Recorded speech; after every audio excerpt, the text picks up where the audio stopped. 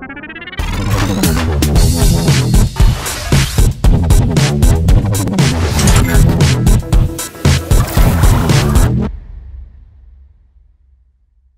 buenas tardes, bienvenidos y bienvenidas una vez más aquí a mi canal de Twitch. Canal en el que empiezo a cogerle mucho, pero mucho gustico a esto de las entrevistas interesantes. Y digo interesantes porque hoy, en esta tarde aquí en España, por supuesto, traigo por primera vez a un invitado que no es protagonista por ser el que hace los goles, o el que los defiende, o el que los crea. No, él es el encargado de llevar a los jugadores y jugadoras a cada uno de esos equipos de los que forman parte hoy en día. Sí, señor, hoy tengo el placer de tener por primera vez en mi canal como invitado a un agente futbolístico, a un representante de jugadores y jugadoras, además, porque nos viene a contar además algo muy bacano, que es un proyecto que fundó, además es el CEO y fundador de él, en el cual representa a muchas de las figuras de nuestra selección colombiana de fútbol. Evidentemente tiene personas de otros países, pero me causó mucha curiosidad sobre todo este detalle.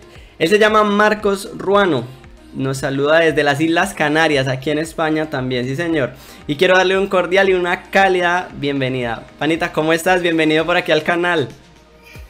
Gracias, Juan, un placer estar hoy aquí contigo. Gracias por las palabras también que has dicho. Bueno, aquí estoy para pasarlo bien. Hablar un poquito de lo que no se ve.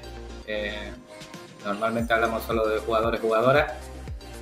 Hoy creo que nos vamos a divertir más hablando de lo que hay detrás de esos posts y esas stories en Instagram de anuncios de fichajes, sobre todo en fútbol femenino. Así que, de nuevo, gracias por tenerme hoy contigo aquí y vamos a darle. Vamos a darle, no, antes de nada, gracias a ti por aceptar esta invitación. De pronto sé que puede ser algo loco, no es lo habitual, ¿no? Que el entrevistado sea el representante, pero creo que me parece algo súper interesante y algo de lo que se tiene que empezar a hablar, que la gente empiece a ponerle cara también a ustedes. ¿Has dado alguna entrevista anteriormente o esta es la primera? No, como agente no. Sí es cierto que algunas charlas como estas que vamos a tener hoy sí tuve en pandemia con distintos personajes también del fútbol, fruto de ese encierro que pasó acá en España, ¿no? Y bueno, hicimos creo que 5 o 6 que salieron muy bien, pero una vez ya metido en el tema de la representación, desde el año pasado, no, esta es la primera, así que con esta nos estrenamos. Pues empecemos por explicarle un poquito a la gente cuál es el papel de un representante futbolístico, porque a ver, entiendo que no es únicamente coger, llegar a la oficina del equipo X y decir, vea, le tengo a este jugador, firmemos aquí, firmemos allá y llega. No, expliquemos un poquito el proceso o cuáles son las funciones de ustedes. Sí, tal cual. Bueno, en primer lugar sí que voy a decir dos cosas. Primero, yo casi estoy al 90% enfocado en el fútbol femenino, con lo cual también es un poquito diferente. Hablaremos, si quieres, un poco más también de ese fenómeno que está creciendo ahora mismo. Y también la segunda cosa que de la cual debemos hablar o la gente tiene que saber es que por un lado están los representantes y por el otro lado los intermediarios, por decirlo de alguna forma. Un intermediario es la persona que no necesariamente conoce a la jugadora o al jugador o lo representa, sino que simplemente está entre los clubes y se dedica a buscar, digamos, a unir los puntos, ¿vale? Ok, sirve de vínculo, digamos, nada más, de conjunción. Tal cual, sí. Hay dos figuras distintas. El intermediario puede ser una persona, una empresa y cobra, digamos, una comisión por hacer ese trabajo.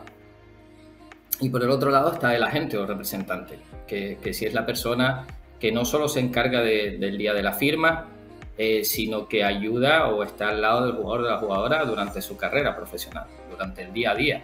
Cuando el jugador o la jugadora tiene un problema con el club o personal, o de cualquier índole o legal incluso, Entonces la figura del representante va más allá, no solo es esa parte de qué es lo que vemos normalmente, el día de la firma o de la camiseta, etcétera, etcétera. La foto.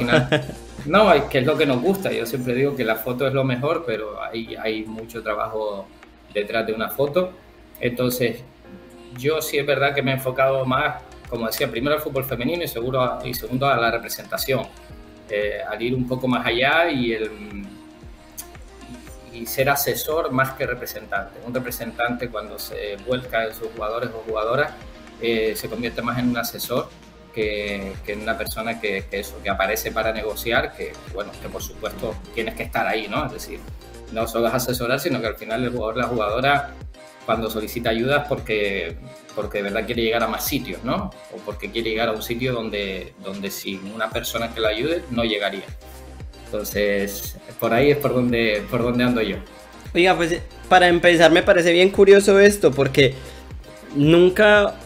creo que nunca me hubiese imaginado que existen estos dos tipos de figura, sobre todo porque considero que es algo bien delicado, ¿no? El tema de la representación, uno como depositar toda su confianza en una figura en la que nomás va a estar ahí para las firmas, para unir a los dos clubes, pero que no va a intermediar por uno, debe ser complicado. Entonces no pensé que de pronto estas figuras existieran, o al menos a día de hoy.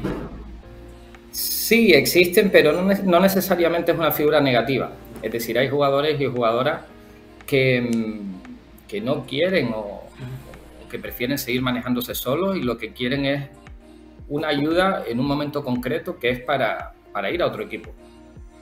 Al final también muchas veces no solo es decisión de la persona o de la empresa, sino también del propio jugador o jugadora, ¿vale? Es decir, no es o no tiene una connotación negativa, no necesariamente. Por supuesto, todos los que estamos en el fútbol, y si te preguntas a cualquiera de esos grandes jugadores con los que te has entrevistado, siempre te dirán que intermediarios aparecen a patadas. Es decir, gente que te llama, te tengo un club, yo conozco a este que trabaja en tal sitio, que también conoce al otro. Es decir, esa cadena de intermediarios, que es como llamo yo al tema. Pero no, volviendo a lo que nos ocupa, para no desviarnos, ser intermediario no significa necesariamente que uno no se preocupe por el jugador. Simplemente que el representante va más allá, va mucho más allá. Es un trabajo que lleva muchas más horas y que lleva también a tener una relación mucho más cercana con los jugadores y las jugadoras, ¿vale? ¿Qué crees tú que hace a un buen representante? ¿Cuáles son las características de un buen representante? Hombre, yo creo que al final, primero, y vuelvo, repito, el mundo del fútbol es un poco diferente. Yo vengo de la empresa, de la finanza. Yo era asesor financiero, así que a lo mejor no soy muy imparcial en este tema, porque ya venía haciendo lo que hago ahora en fútbol, lo hacía antes para un banco, ¿no? Pero sí es cierto que la empatía es muy importante. Por supuesto, las dotes de negociación, la red de contactos, el tema de trabajar o de ser representante también te lleva a intentar trabajar más relaciones a largo plazo con los clubes y con los jugadores, jugadoras, ¿vale? Por supuesto, también el tema de idiomas es importante en el mundo del fútbol, donde está tan globalizado. Por lo menos hablar un segundo idioma, la verdad que ayuda bastante a la hora de maximizar esas oportunidades para los jugadores, jugadoras. Y bueno, al final también yo creo que, en resumidas cuentas, es intentar ser un buen profesional, ¿no? Buena persona. No dejamos de hablar de relaciones personales, relaciones humanas, ¿no? Por lo que esa parte, la parte humana, sigue siendo para mí vital, y muchas veces es lo que adolece el fútbol, es la parte que falta, ¿no? Es decir, esa parte humana que muchas veces se pierde en medio de una negociación, o no tanto en el fútbol femenino, pero sí en el masculino, porque hay mucho dinero en juego. Entonces, muchas veces esa parte no se tiene muy en cuenta, ¿no? O se pierde. A lo mejor sí se tiene en cuenta, pero se termina perdiendo por el camino. Yo creo que por ahí es por donde va el tema de un buen representante, ¿no? Es decir, ser buena gente. Al final es intentar ser buena gente. Oiga, como siempre el fútbol sacando la cara por la humanidad. Y lo digo porque en una época en la que estamos, donde se está deshumanizando precisamente todo, ¿no? Con la robotización, la tecnología, prescindiendo precisamente de todo lo que es el capital humano, el fútbol es ahí donde encuentra su principal eje, su principal motor. Los jugadores siempre son y van a ser personas, seres que tienen sus sentimientos, seres que tienen sus emociones y que un día actúan por impulso, a lo mejor porque no están de la mejor forma. Igualmente detrás, en los despachos, sigue habiendo humanos y creo que siempre van a seguir estando porque la negociación es algo muy de nosotros. Hablabas antes de que en el ámbito masculino y femenino hay muchas diferencias. 90% especializado en fútbol femenino, una de las cosas que me pareció más sorprendentes y más admirables de lo que es su carrera como agente futbolístico. ¿Por qué esa diferencia o a qué se debe esa diferencia? Bueno, yo sí quiero decirte que yo empecé en esto como agente de fútbol masculino. Es decir, mis primeros jugadores, por allá por el 2019, final del 19, cuando ya decidimos incorporar esta parte que venía haciendo la representación, fueron todos jugadores del masculino. Pero como siempre, ¿no? Las cosas pasan por una razón y al primer jugador que traje a España, colombiano, bueno, americano, pero es más colombiano que americano, Juancho. Según llegó aquí a España, al poco me dice, oye, mi hermana se dedica a esto del fútbol, ha sido jugadora siempre, pero lleva 2 años sin jugar. ¿Tú crees que tú también podrías ayudarla? ¿Podrías ayudarla a intentar conseguir una prueba en España? Ver si puede volver a reengancharse a esto del fútbol. Y bueno, de un comentario tan banal y en una conversación normal. Sí, una charla entre dos amigos. Sí, como la que estamos teniendo igual. Sale la oportunidad de conocer a Aleja Sánchez, jugadora de América de Cali, que jugará dentro de 8 días, estará debutando en Copa Libertadores. Entonces, de ahí sale la posibilidad de traer a Aleja a España a prueba, a un equipo de Reto Iberdrola, de segunda división en aquel momento. Bueno, pero con tan mala suerte, por decirlo de alguna forma, que Aleja llega a final de enero y 2020 y pandemia. Sí, pasa lo que pasa, sí. Sí, pero bueno, al final eso no detuvo la posibilidad de que Aleja viniera, probara, gustara, empezara a jugar. Y bueno, ahí es donde empieza también mi camino dentro del fútbol femenino, de una jugadora, digamos, el efecto llamada, al final va haciendo que vayas conociendo a otras jugadoras, porque esto también pasa con los agentes, es decir, son los propios jugadores los que recomiendan a uno, o no lo recomiendan, es decir, al final funciona tanto para bien como para mal. Pero al final es cierto que Aleja termina su periplo aquí en España y tenemos la posibilidad de llevarla al Atlético Nacional con el profe Bedoya el verano pasado, en 2021, y es ahí cuando Aleja llega a Colombia, donde yo realmente empiezo a meterle mucho más al fútbol femenino, porque Colombia es un país con muchísimo talento en fútbol femenino, para quien no lo sepa también, es maravilloso.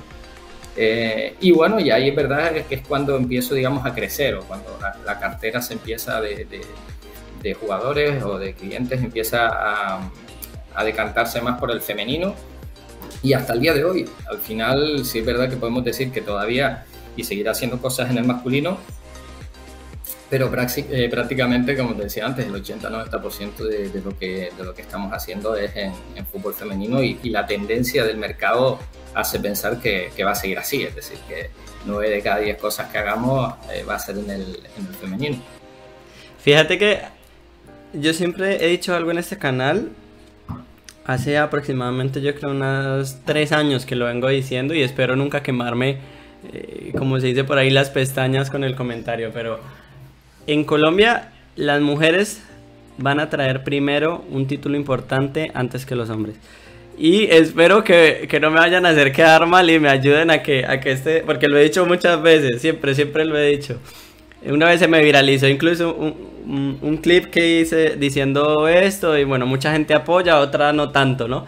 Pero yo realmente lo pienso, no es por fanatismo ni por moda, ni siquiera por buscar pantallazos o que se me vea más, no, realmente lo creo y lo considero, creo que tenemos buen talento. Lastimosamente la gestión no es la mejor allá, entonces por eso también me alegra que salgan figuras como la tuya, que las están trayendo a que al menos las vean en otros países, en otros fútbol, en otros tipos de fútbol donde al menos hay más organización, ¿no? Bueno, que hace poco pasó algo muy curioso aquí en la primera fecha de la liga, en el partido del Valencia precisamente, pero no es mentira que aquí tenemos una liga mucho más consolidada, donde ellas tienen una posibilidad de ser más visualizadas, por lo menos tienen una liga en mejores condiciones que en nuestros países latinoamericanos.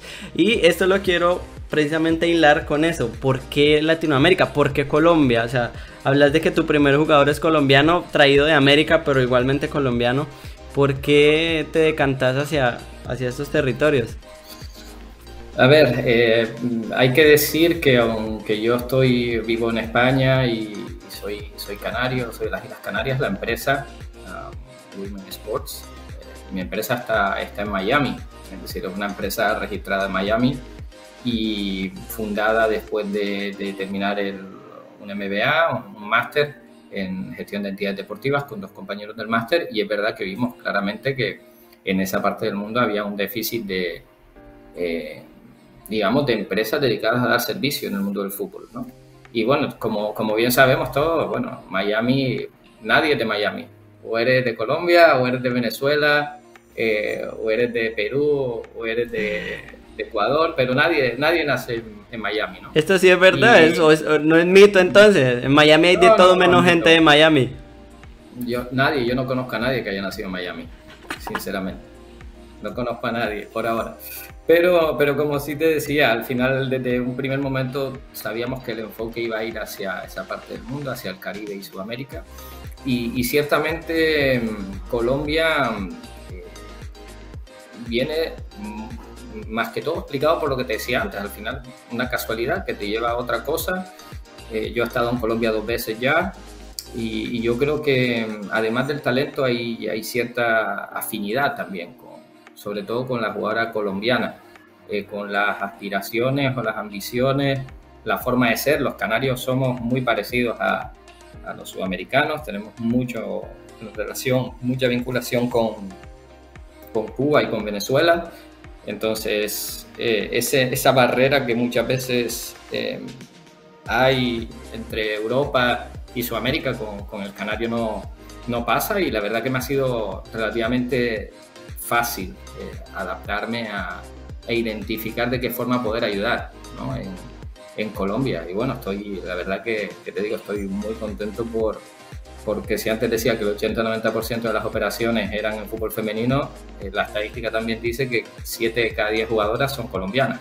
Entonces, digamos que no solo fútbol femenino, sino que las futbolistas colombianas ocupan prácticamente mi día a día. Pero muy contento. Pues súper interesante eso que contabas, sobre todo de cómo se da el inicio. Y te voy a decir porque yo no estudié nada que tenga que ver con periodismo, con comunicación. Yo realmente estudié economía, estudié también tema de finanzas aquí en Barcelona. Y muchas veces me planteé esto, ¿no? Digo, mi pasión es el fútbol. En cuanto a estudios, pues me gusta la economía, estoy estudiando esto. ¿Por qué no volverme agente futbolístico? Pero nunca encontré como esa manera de entrar en el gremio. Me pareció que era muy cerrado, al menos aquí en Barcelona, o no sé si no toqué las puertas correctas. Entonces de pronto si hay alguien que esté conectado acá viendo la entrevista y de pronto también queriendo irse por ese lado porque le gusta, porque le apasiona, ¿cuál es ese consejo para que lo pueda hacer? ¿O cómo sería la manera correcta de embarcarse en este mundo? Tú que ya lo tienes de la mano. Es un mundo muy difícil, yo no voy a engañarte, ¿vale? Sigue siendo difícil para mí, no quiero que la gente caiga en equívocos. Es verdad que hemos tenido un gran año, pero cada día es diferente y sobre todo que coincido contigo en que es un mundo muy cerrado, muy cerrado. A mí me costó muchísimo, nos daría para otra conversación hablar a qué me dedicaba en el fútbol antes de llegar a gente después de dejar el banco, pero bueno, simplemente diré que la figura del ojeador, del scout, todavía es más complicada, está menos valorada en el fútbol que la de agente, y yo estuve 1 año y medio haciendo scouting. Entonces lo digo porque en general la industria del fútbol entrar es difícil, muy difícil. Yo sí animo a la gente a que emprenda, a que no tenga miedo a empezar, ¿no? Sí es cierto que, oye, siempre tener el apoyo de un club o de un agente o de una agencia que pueda ayudarte en los primeros pasos, sobre todo cuando uno empieza, es necesario, ¿vale? Es decir, al final necesitas que alguien confíe en ti. No deja de ser el mundo del fútbol o las negociaciones o lo que tiene que ver con la representación, no deja de ser un tema de confianza, ¿no? Entonces, si nadie confía en uno al principio es difícil. Y más, te digo, yo creo que los 2 primeros años, nosotros ahora, a final de este año hacemos los 2 años, yo espero ya que el año que viene, en el tercero, veamos todavía mejores resultados, pero no quiero engañar a nadie, mucho trabajo, muchas horas al teléfono, muchos viajes, visitas, convenciendo a equipos de que abran las puertas, ¿no? Y no es fácil, no es fácil. Es un mundo apasionante y yo por eso digo que todo el que quiera, si puede permitirse arriesgarse durante un tiempo a intentarlo, si es lo que quieren hacer, si es vocacional, yo animo a ello, pero por otra parte está la parte de realidad que es muy complicado. Una vez que uno está dentro, se van abriendo cositas o se va mejorando, pero al principio sobre todo es difícil. Sí, o sea, no crean pues que es un cuento de hadas, no crean pues que eso es llegué y ya. No, hay un camino, hay un proceso. Bueno, bien saberlo porque mucha gente a veces se llena. Los sueños son buenos, pero también a veces son malos. Porque uno a veces como que se monta en una nube muy alta y cuando se estrella con la realidad, esa caída duele y demasiado. Entonces es bueno que lo aterricen a uno, que le digan, vea, el camino es este, sueñe, pero pues manténgase un poquito con los pies en la tierra y con cabeza sobre todo, porque si no, la caída va a ser muy dura. Antes de scouting, agente financiero también por allá en un banco, ahora agente ya directamente futbolístico, pero en algún momento tuviste también protagonismo dentro de la cancha o lo tuyo nunca fue ponerse las botas.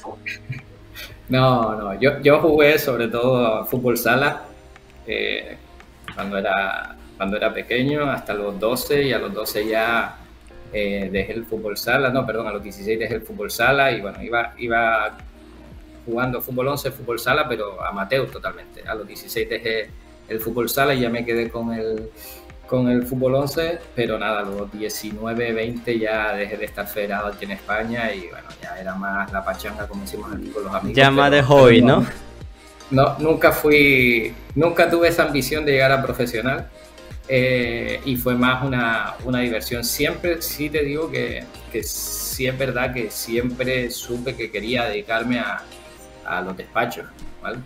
Nunca fui de dentro del campo, pero sí fui desde que salieron los primeros juegos de gestión futbolística, aquí en España el PC Fútbol, por ejemplo, luego el Championship Manager y luego Football Manager, sí fui de eso. Es decir, a mí me gusta la gestión, no el balón, nunca fui bueno con el balón, pero bueno, una carrera diferente, por decirlo de alguna forma.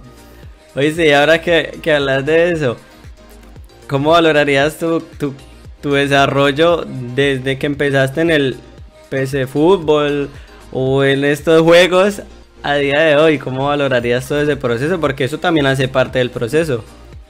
Sí, bueno, yo sí te digo que Football Manager yo lo sigo considerando la base de datos más grande y más fiable de fútbol masculino del mundo.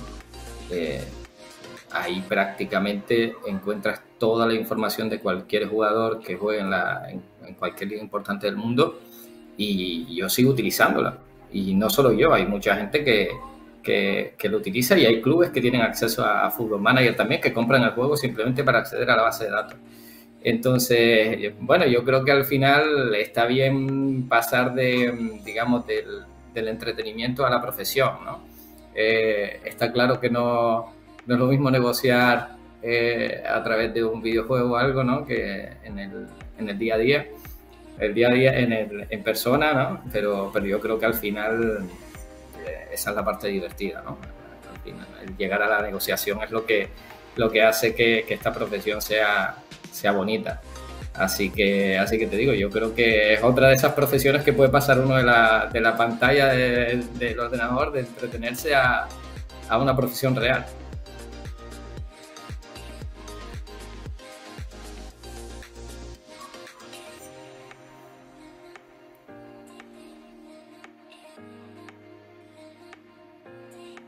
Ahí está, pero no te escucho.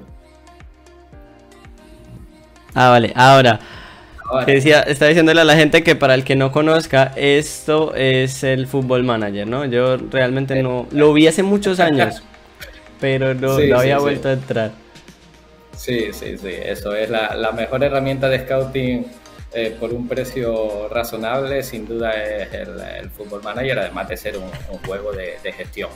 Así que sí, te digo, son cosas que tiene esto del fútbol, ¿no? De hecho, Football Manager, al igual que el FIFA, que lo ha hecho este año incorporando ya fútbol femenino, en próximas ediciones va a empezar a incluir ligas de fútbol femenino. Es algo que el mercado también va pidiendo. La industria propia del fútbol también va pidiendo que las mujeres tengan espacio en ese tipo de juegos, ¿no? O de software. Llegamos a un punto importante. ¿Qué crees tú que hace falta para que mejoren las condiciones para todas las chicas que practican el fútbol femenino? ¿Crees tú que vamos en buen camino? ¿Que falta mucho? ¿Que falta poco? Hagamos un balance. Yo creo que vamos por el buen camino. Yo creo que, a diferencia de lo que a lo mejor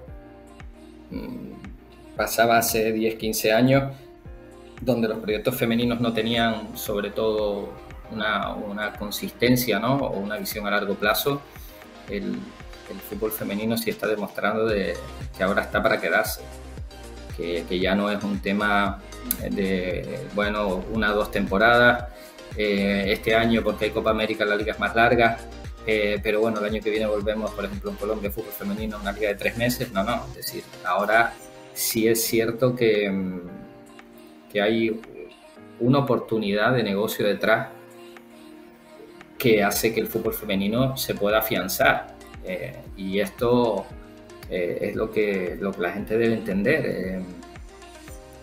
No va a haber apoyo real al fútbol femenino hasta que todos los actores que están dentro, ya sea las empresas patrocinadoras, las empresas de retransmisión de partidos, es decir, Dazn, Movistar, todas estas, los clubes, vean esto como un negocio rentable, porque tiene que ser sostenible, y para ser sostenible tiene que ser rentable. Entonces, ¿cuál es el cambio digamos, para mí, dónde ha estado el cambio de tendencia, donde se ve que el fútbol femenino sí va hacia arriba?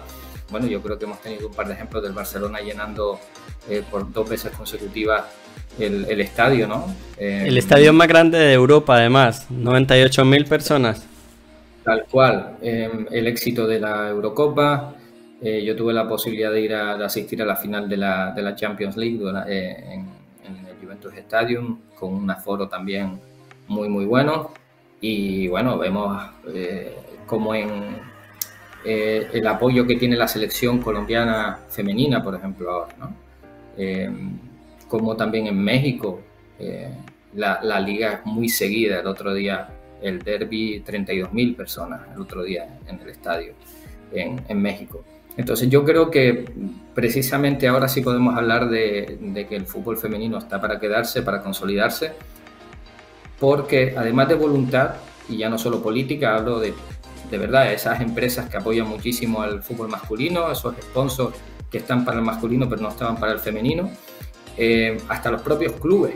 Yo cuando ahora hablo con los clubes, sí que hay voluntad de que el proyecto femenino tiene que ser un buen proyecto, decir, que no es simplemente por tenerlo, no solo por tener el equipo femenino, sino que de verdad hay inversión detrás. Entonces, para todo esto hace falta inversión y sobre todo hace falta gente que crea en la industria, en que una jugadora puede vender camisetas como para que salga rentable de su fichaje, por poner un ejemplo, ¿no? O que el Barça femenino puede jugar algún partido en el Camp Nou porque va a poder llenar 30, 40, 50.000, 60.000 personas.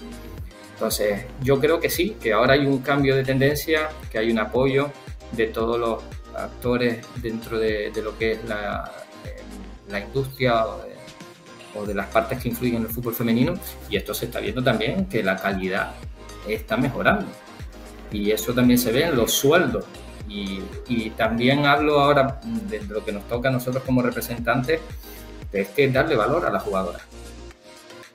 Es decir, ahora sí es verdad que si una jugadora es capaz de a nivel comercial ayudarte a traer sponsors o ayudarte a vender más camisetas o a que venga más gente al estadio, eso se tiene que ver recompensado en una subida salarial. Que no, todavía estamos muy lejos del fútbol masculino, muy lejos del fútbol masculino, ¿eh? Pero es verdad que, como te decía, al final es cuestión de ir añadiendo valor, ¿no? Y yo creo que estamos ahí añadiendo valor, que esto está empezando nada más, pero hay que tener paciencia, esa es otra, ¿vale? Yo con el fútbol femenino siempre digo lo mismo, hay que tener paciencia, esto no va a cambiar de la noche a la mañana, no vamos a ver a una jugadora con el sueldo de Messi dentro de 3 años. Sí, porque es verdad, porque hay que generarlo. Es decir, para poder pagar el sueldo de Messi en fútbol femenino también hay que generarlo. Si no es sostenible el tema, ¿no? Pero sí es verdad que te digo, bajo mi punto de vista, vamos bien, vamos en el buen camino y el fútbol masculino ha llegado ya, para mí ha llegado a su tope. Es decir, habrá más dinero o menos dinero en derechos de televisión, como puede ser en Inglaterra, donde se reparte muchísimo dinero al año, cosa que no pasa en otras ligas, pero sí es verdad que a nivel desarrollo como industria ha llegado. Es decir, para mí puede crecer en cuanto a dinero, pero está ahí, está totalmente desarrollado, es un mercado maduro. Sin embargo, hoy por hoy entrar como empresa, como sponsor en el fútbol femenino es muy barato. Si eres capaz de firmar un acuerdo a 10 años, te puede salir muy bien como inversión. Claro. Y eso es por donde también está yendo el fútbol femenino. Es el momento para entrar. Pues ya sabe toda la gente que sea propietaria de empresas, de negocios y que ahora quiera hacer una buena inversión, invierta en el fútbol femenino y dentro de unos años va a tener su recompensa. Aparte de que va a aportar al crecimiento de un deporte hermoso y un deporte que merece ser tratado mucho mejor. Yo siempre apuesto por eso y creo que tienen que llegar al mismo nivel que tiene el fútbol masculino y si pueden seguir creciendo más, pues mejor. Tocaste un tema que no te puedes ir de acá del canal sin responderme qué pensás acerca de él. Los niveles económicos que se manejan en el fútbol, vos más que nadie supongo que los debes conocer, pues los tenés ahí más cerca. Hay mucha gente que se indigna, ¿no? Cuando se habla de estos sueldos, por ejemplo, comentabas hace poco el de Messi, que son millones y millones al año. Y se habla mucho, pues, desde un punto negativo de esto, pero ya dándome un concepto mucho más profesional, ¿crees que eso sí tiene lógica? Porque es que uno a veces, solo la suma, uno dice, Dios mío, es que, ¿cómo puede ser posible que una sola persona gane todo eso? Sí, yo te digo, y te voy a hacer un símil para que más o menos entiendas mi postura. Para mí los jugadores de fútbol son activos financieros. De hecho, ahora estamos muy acostumbrados a que Transfer Market, por ejemplo, te diga qué valor tiene un jugador, ¿no? O cómo Cristiano Ronaldo ha pasado de 100 millones a 15 o 20 de valor, ¿no? Entonces, debemos entender el fútbol como eso. Activos con un valor. Messi o Cristiano Ronaldo nos puede parecer para común de los mortales un sueldo enorme, algo insultante, pero si nos vamos a lo que a evaluarlos como si fueran activos financieros, realmente sí dan esa rentabilidad. Es decir, tener a Messi en un equipo de fútbol y pagarle 30 millones el Barcelona, y se ha visto, hubo una caída de ingresos después de que Messi dejó el Barcelona. Igual que en la Liga, pierde interés. Entonces, si lo ves desde ese punto de vista, de que son activos que allá donde estén generan un valor para el equipo donde estén, aun siendo cantidades que para nosotros son descomunales, al final sí. Estamos hablando de esos dos casos. Luego hay casos, por ejemplo, en la Premier League, que hay una inflación en los salarios descomunal. Es decir, cualquier jugador cobra un dineral, pero eso es fruto de la cantidad de dinero que se mueve. Pero como es verdad que siempre está en la picota, digamos, el tema de Messi, Cristiano y sus sueldos, para mí sí, para mí son justificables, porque hay un rendimiento económico a tener a Messi en el club. Yo siempre recuerdo la leyenda de James Rodríguez cuando fichó por el Madrid, que decían que a la semana había vendido prácticamente el mismo dinero que había costado en camisetas alrededor del mundo. Es decir, y bueno, a lo mejor no era así, a lo mejor no fue en una semana, a lo mejor fue en 3 años, pero es verdad que los futbolistas no dejan de ser activos financieros, ¿vale?, para los clubes.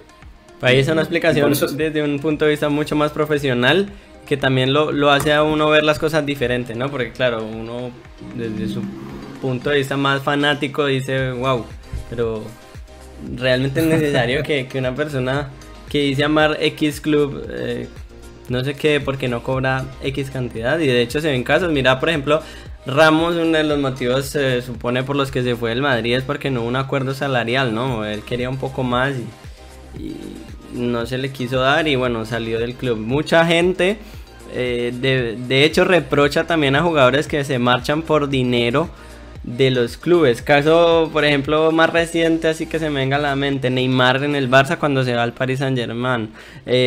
Aquí en Cataluña en general se generó pues como un odio hacia la figura de Neymar por esto. Traidor. Y esto sí que nunca lo he compartido, porque al final yo creo que uno como persona siempre busca su mayor beneficio, ¿no? Y es verdad que el fútbol es una carrera corta, son 10, 15 años, 20 como muchísimo, en los que uno tiene que pues tratar de guardar lo máximo posible, creo yo, ¿no? Entonces, pero aquí, ¿qué influye en un jugador? ¿Es simplemente él el que toma la decisión? ¿La figura de la gente aquí toma peso? Sí. ¿Cómo va esto? Yo voy a hablar desde mi experiencia o digamos como yo lo enfoco con mis jugadores y mis jugadoras, ¿vale? Bueno, primero, sí estoy de acuerdo contigo en cómo explicabas el tema de, bueno, has nombrado a Neymar, pero cualquier jugador que se vaya vamos a compararlo con empresas, ¿no? Más que con clubes. Yo sé que al final el fútbol es más pasional, es mucho de corazón, ¿no? Pero es verdad que tenemos que entender que la carrera de un futbolista son 10, 15 años, y a lo mejor tienes 2 contratos buenos, por lo cual tienes que ganar lo que una persona normal en 35 años tienes que ganarlo a lo mejor en 3. Sí es verdad que por supuesto que si firmas 2 grandes contratos pasas a ser millonario, pero porque es una industria que paga muy bien, es una profesión que paga muy bien, pero también es una profesión muy exclusiva, que es lo que yo siempre le digo a la gente: 25 jugadores por 20 equipos, eso 500 jugadores. Hay 500 personas ganándolo muy bien en Primera División Española, en un país de 46 millones, creo que es, ¿no? Entonces, por supuesto, son unos privilegiados, pero hay que entender que si nosotros estuviéramos en su posición, si es algo que te va a solucionar la vida, es una decisión que yo creo que el que se viera, cuando te ves en ese momento, es cuando sabes de verdad que, oye, por mucho que pese el escudo, si es algo que va a cambiarte la vida, ¿por qué vas a decir que no? También te tengo que decir que no siempre es el dinero. Hay jugadores, y ahora voy a entrar a dar mi opinión sobre también el fútbol femenino y cómo trabajo yo en el fútbol femenino. No solo es el dinero, ¿vale? Las jugadoras, por ejemplo, tienen una sensibilidad, bajo mi punto de vista, mayor que el futbolista en el fútbol masculino. Para la jugadora muchas veces no solo es el dinero, por no decir que yo no me he encontrado todavía ninguna jugadora que me diga me voy al sitio donde más me paguen, hay muchos otros factores que influyen, ¿vale? Desde el país, el idioma, el trato que reciben las mujeres en esos países, ¿vale? Entonces, ¿cómo trabajo yo? Y también en el masculino. Al final es un trabajo en equipo. Yo no me mudo a un país a jugar. Se muda mi jugadora o mi jugador. Entonces, ellos tienen que estar convencidos de que a donde van a estar bien. Entonces, yo no puedo obligar a un jugador a que se vaya o que acepte una oferta. Voy a poner el ejemplo en Chipre. Pero al final, lo que sí tengo que tener yo es suficiente información para poder aconsejar al jugador o a la jugadora y decirle, oye, creo que sí, que ir a Chipre es una buena opción para ti, por esto y por esto, ¿vale? Entonces, mi forma de trabajar tiene más que ver con eso, con trabajo en equipo, con hacer partícipe a la familia, al jugador y a la jugadora de la decisión, y menos a un tema de te tienes que ir allí porque acaba de llegar una oferta de, no sé, de X dinero y te tienes que ir.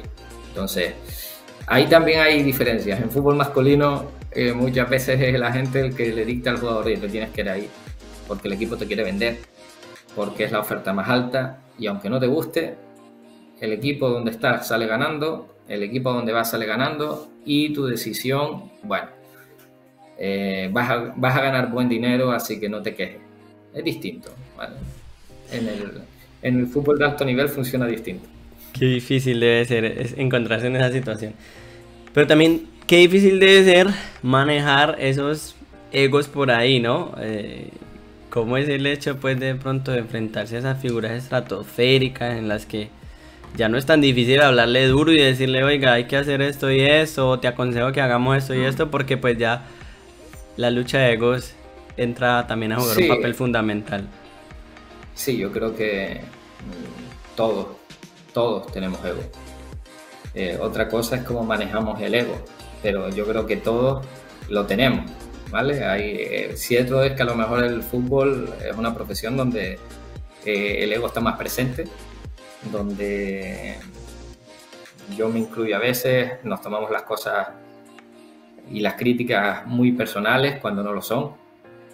Entonces, es verdad que hay que aprender sobre todo cuando uno trabaja con jugadores y con jugadoras y con la familia, que eso da otra vez para otra llamada más, para otra entrevista de 2 horas, pero es verdad que no es fácil.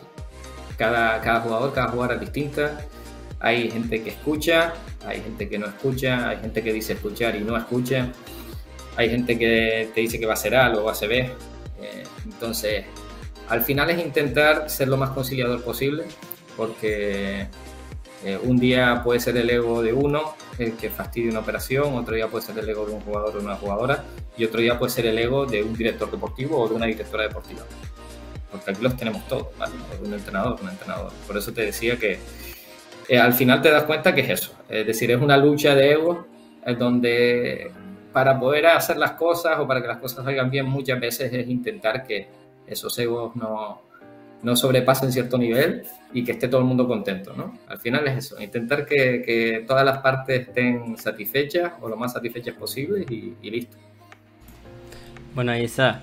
Mientras haya un balance, digamos, siempre todo va a estar bien. Eso es lo importante. Eso es.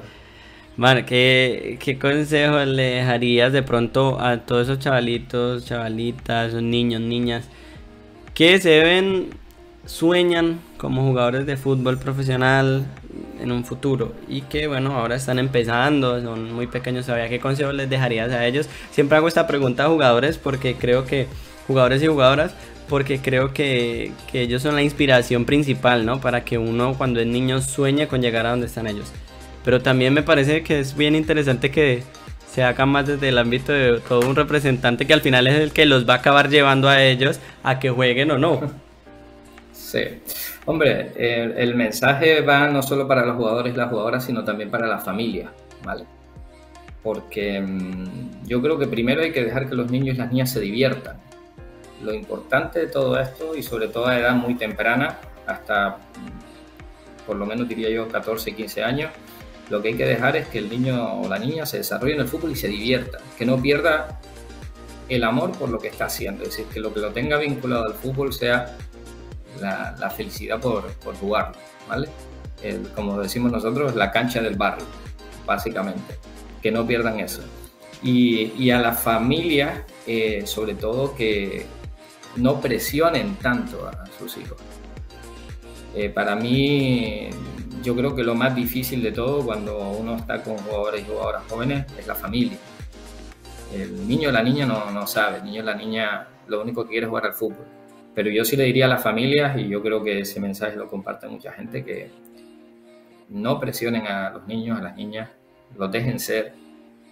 Si eres bueno vas a llegar de una forma u otra, alguien te va a ver.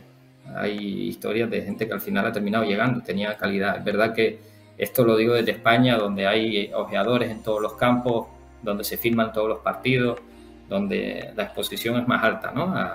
al fútbol, ¿no? o a los equipos profesionales. Pero sí es verdad que para mí es importante eso, dejar que los niños sean felices jugando, que no se les presione, que entiendan que hay que ser paciente, que esto es a largo plazo, y porque si no los chicos y las chicas pierden la ilusión, o están más enfocados en ganar dinero desde muy temprano más que en jugar al fútbol. El dinero hay que ganarlo. Yo siempre le digo a los jugadores y jugadoras que Pedri, que nació en esta isla donde yo vivo, en Tenerife, Pedri hay uno en el mundo, que debuta a los 16, a los 17 firma por el Barcelona, a los 18 está jugando Champions League y a los 18 es mejor jugador joven del mundo. No podemos, digamos, presionar a nuestros hijos para que sean el siguiente Pedri, ¿vale? De hecho, Pedri, una de las grandes cosas que tiene es la familia que tiene. Su círculo es un círculo que lo ha ayudado muchísimo, pero que no lo ha presionado. Y yo creo que ahí es donde radica el secreto, ¿no? Es decir, hay que apoyar, hay que ayudar. Yo sé y lo sé por mis propios jugadores y jugadoras, hay familias que hacen sacrificios económicos increíbles para que sus hijos se puedan dedicar a esto. Pero sobre todo la parte del divertirse es lo principal, ¿vale? Para mí es cuando, y lo ves en los brasileños, cuando se están divirtiendo, la calidad sale sola, el talento florece, y después el trabajo, que eso sí, pues llega un momento donde ya el talento para y lo que hay es que trabajar duro y sacrificarse. Y esa parte no se ve tampoco.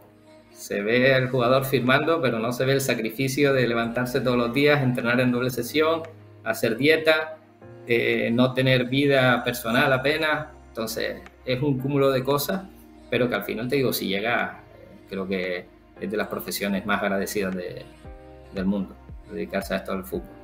Así que al que lo esté escuchando, maravilloso, pa'lante. Ahí está el Esmar Ruano, y ese es su consejo para todos y todas aquellas que se quieran dedicar al fútbol, que se vean de pronto de aquí a futuro, ¿por qué no vistiendo la camiseta de un gran club? Y una última pregunta, perdón, antes de irnos, aprovechando el consejo. La edad, porque creo que de un tiempo para acá, como que si usted a los 16 o a los 17 ya no está en un gran club, ya eso no fue para usted, y eso yo creo que ha acabado con los sueños de muchos, y en eso me incluyo yo, porque hasta los 18, 19 estaba en segunda B, ahí me lesioné y ya volví para atrás, y fue para mí como el acabose, para mí fue como se acabó mi carrera, porque si ya a esta edad no estoy en un gran equipo, como bien decías tú antes, Pedri solo hay uno, y que firme a los 18 por el Barça es muy complicado. Entonces uno a veces se deja llevar como de eso, ¿no? ¿Qué pasa con la edad? De pronto, ¿cuál es una edad en la que ya vos, digamos, ya es tarde, ya no puedo representarlo por mucho talento que tenga? Fútbol masculino, yo creo que en general, esto no es una ciencia exacta. Jamie Vardy debutó a los 27, creo que fue, en Premier League. Entonces, esto no, en Las Palmas, en mi equipo de mi ciudad, ha debutado gente en primera y en segunda división a los 26, 27 años. Entonces, no es una ciencia exacta, pero es verdad que yo creo que entre los 21 y los 23 años, en función de en qué país estés jugando al fútbol, ya hay que tomar decisiones, ¿vale? Incluso en otros sitios, incluso antes. Mucho antes. En España, a los 19 años, probablemente, si no estás en división de honor, de un equipo de primera o de segunda división, etcétera, etcétera, se hace muy complicado porque hay muchísima competencia. Al final todo el mundo quiere lo mismo. Pero si te digo que es un fútbol masculino, un fútbol femenino, la verdad que mi experiencia me dice, y porque he tenido casos, se puede llegar a profesional a los 26 años, 27 años. ¿Por qué? Porque venimos de ligas que no son profesionales.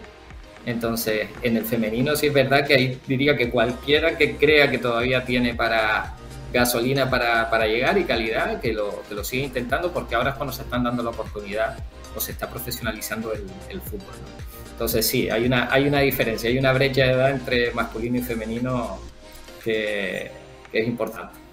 Ay, yo con 27 que tengo ahora, de pronto todavía tengo la posibilidad. El talento está, eso yo te lo garantizo. El talento está. Si nos vamos por allá para Arabia, para Estados Unidos, no se puede hacer nadita. Unos 5 añitos, pues, no. Que hagamos por allá. Ojalá, yo que tengo 38, también a veces lo pienso, que si no tengo tiempo de volver al gimnasio y de calzarme las botas e intentarlo. Ahora, ¿no? Pero es complicado. Pues Marcos, muchas gracias por esos minuticos que le dije que eran 15 y lo engañé porque ya lo llevo por acá como 40, 50. Espero que al menos hayan sido agradables para usted así como fueron para mí. Y de verdad, no pensé que de pronto nos fuéramos a tirar tanto tiempo por lo que decía, ¿no? Primera vez que tengo acá a un representante y todavía tengo muchas dudas que, como dices tú, darían para 3, 4 horas todavía seguir preguntando, pero bueno, creo que para un primer contacto ha estado muy muy bien. La gente creo que se lo disfrutó mucho. Los que son verdaderos amantes del fútbol, esta entrevista le van a sacar mucho jugo. Y creo que va a ser bien interesante también para las nuevas promesas, nuevas generaciones que te escuchen para que tomen buen consejo y que sepan trabajar bien, sobre todo eso, trabajar bien en lo que puede llegar a ser su carrera y su futuro, su vida. Si es su sueño, pues gracias a todas las personas que pasan por aquí y les echan una mano al menos con un buen consejo, que creo que eso no tiene valor. Nada, de verdad te agradezco el ratito, a mí se me ha hecho corto, hablo mucho, así que no solo se me suele pasar el tiempo volando, es lo que tiene la profesión, pero nada, de verdad, te agradezco la charla, me ha gustado mucho, espero que los que nos han seguido pues la hayan disfrutado igual. Creo que la colgarás en YouTube, ¿no? Creo que va a estar ahí por los siglos de los siglos, así que los que no hayan podido verla, pues bueno, la tendrán allí. Y nada, te felicito por el trabajo que haces, creo que dar visibilidad al trabajo que hay detrás, tanto si es jugadores, jugadoras, personas como yo que estamos en la industria, creo que hace falta. Que la gente nos ponga cara, que vea que somos gente cercana, que somos gente normal, que no mordemos. Y lo dicho, ojalá en el futuro haya una segunda charlita. Hay que dejar ahora un tiempo para que la gente disfrute de esta, pero de nuevo te digo, Juan, ha sido un placer estar aquí contigo hoy y nada, mando un saludo a todos los que han estado con nosotros este ratito. Así es, Marcos, igual la próxima ya no la hacemos online, ya la próxima la hacemos allá en Canarias o en Miami o donde sea, en Colombia, en cualquier parte, pero ya en persona, tomándonos un café y hablando un poquito ya de pronto de esa Balón de Oro que ya gestionas y hablamos un poquito de cómo es esa experiencia para ti. Él es Marcos Ruano, lo pueden seguir en todas las redes sociales, aquí abajo tienen su Instagram, pueden ir a seguirlo para que vean un poquito de lo que es su carrera y su día a día. A mí me pueden seguir como @JuanSandovalGil, recuerde que esta entrevista la va a poder ver repetida si la quiere repetir en mi canal de YouTube y en Instagram va a tener pequeños trocitos de lo más interesante, que aquí va a ser difícil, yo creo que me va a tocar recortarla toda porque todo fue interesante. Marcos, muchas gracias. Gracias, parceros y parceras que estuvieron ahí conectados y conectadas. Nos vemos en una próxima edición de esto que se llama Webtrevista. Chao, chao.